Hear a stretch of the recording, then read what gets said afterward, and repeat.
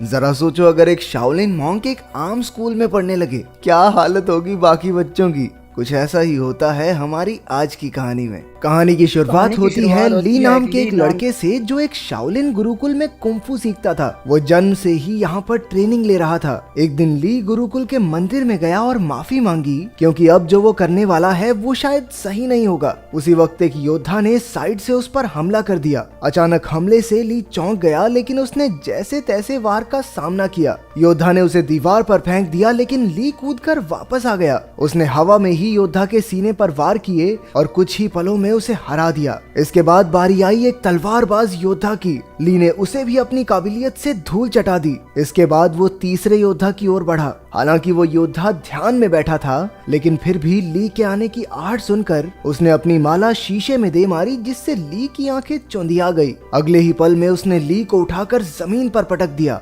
योद्धा बस जीतने ही वाला था कि ली फिसल कर बच गया और फिर दोनों में जबरदस्त लड़ाई शुरू हो गई। अंत में जीत ली की हुई। फिर वो मंदिर में सर झुकाकर बाहर चला गया। गुरुकुल के टीचर ने उसे बताया कि परीक्षा में उसने सबसे ज्यादा हुनर दिखाया है, इसलिए उसे शहर के नए स्कूल में जाने का मौका मिलेगा। शहर में वो 3 लोगों के परिवार के साथ रहेगा, जिसमें 2 बच्चे और एक उनका पिता है। वो आदमी दरअसल एक साइंटिस्ट है जो गुरुकुल के टीचर को जानता था। इसके बाद ली नए शहर की ओर रवाना हो गया। नए स्कूल में एक 15 साल का लड़का फैंग था जो टाइकोंडो का खिलाड़ी था। उसकी छोटी बहन शैन शैन अपने भाई से बेहद प्यार करती थी। स्कूल के टाइकोंडो क्लब को लैन संभालती थी। वो फैंग के मुकाबले देखकर उसे उसकी कमियां बताती थी ताकि वो और बेहतर हो सके। लैन का भाई तो एक नंबर का पेटू था। उसे हर वक्त खाने के सिवा कुछ नहीं सूझता था। वो चारों अच्छे दोस्त थे और आसपास ही रहते थे। दरअसल ली लैन के घर ही रहने आने वाला था। उनके पिता डॉक्टर हैन कड़ी मेहनत से काम में जुटे थे।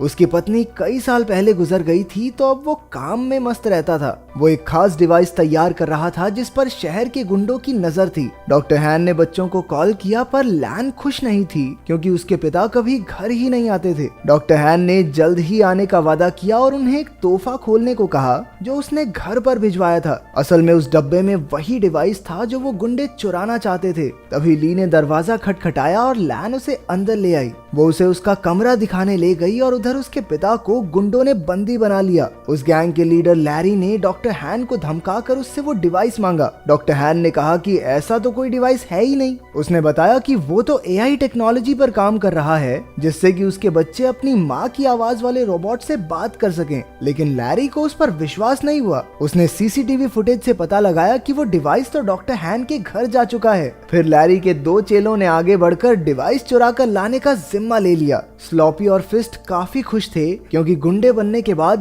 ये उनका पहला मिशन था। अजीबोगरीब कपड़ों से भेस बदला और लैन के घर के बाहर जाकर खड़े हो गए। उनमें से एक ने रात को अंदर घुसने का फैसला किया, लेकिन फिर दूसरा कहने लगा कि बच्चों ने स्कूल चले ही जाना है, दिन में चुरा लेंगे भाई, क्या हो गया। घर में ली नए शहर के तौर तरीके सीख रहा था। उसने लैन को टाइकोंडो मैच देखते हुए देखा तो उसे भी ये खेल दिलचस्प लगा। रात को जब वो ध्यान में बैठा तो यू की वीडियो गेम की वजह से उन दोनों में बहस छिड़ गई, लेकिन जल्द ही दोनों मिलकर वीडियो गेम का मजा उठाने लगे। उधर लैन ने अपने कमरे में जब वो तोहफे का डिब्बा खोला तो उसमें एक पांडा की चेन निकली। वो नहीं जानती थी कि दरअसल ये पांडा वो पेन ड्राइव है जिसके पीछे वो गुंडे कब से पड़े हैं। जब लैन ने बटन दबाया तो पांडा ने उसे पासवर्ड रखने को कहा। तभी लैन ने कहा कि कैसा पासवर्ड, और अनजाने में यही पासवर्ड सेट हो गया। फिर पांडा को ऑन करने पर उसे पता चला कि उसमें उसकी माँ की आर्टिफिशियल इंटेलिजेंस वाली आवाज है। अगली सुबह ली यू और लैन के साथ स्कूल के पहले दिन के लिए निकल पड़ा।